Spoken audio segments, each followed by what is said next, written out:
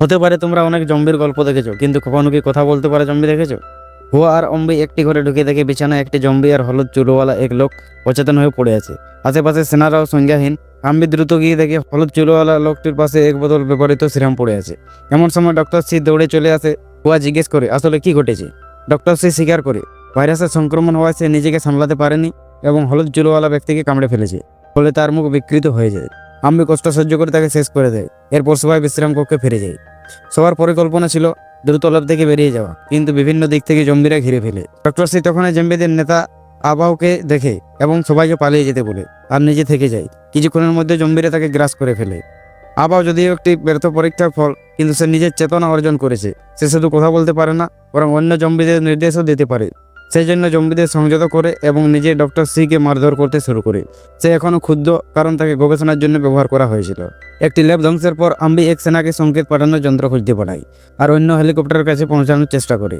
কিন্তু তারা জানতো না এই দ্বীপে শুধু জম্বি নয়, ভয়ঙ্কর প্রাণীঘাতী পোকামাকড়ও আছে।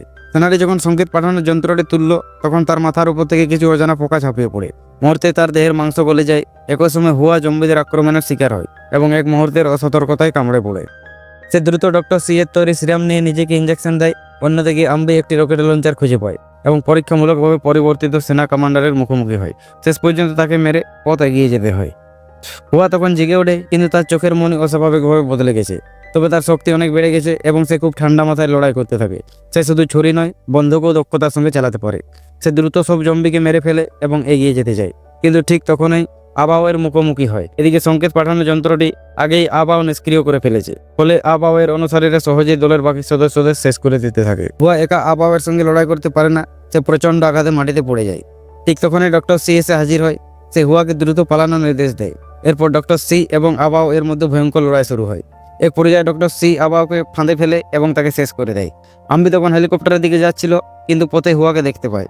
সে চিৎকার করে হুয়াকে সঙ্গে যেতে বলে, কিন্তু তখনই সে আবিষ্কার করে হুয়াও এখন জম্বি হয়ে গেছে। হুয়া শেষ সিরামটি আম্বিকে দিয়ে বলে, তুমি চলে যাও, আমি আর বাঁচতে পারবো না, এই দ্বীপের সঙ্গে আমিও ধ্বংস হয়ে যাব। আম্বি তখনও দ্বিধায় ছিল।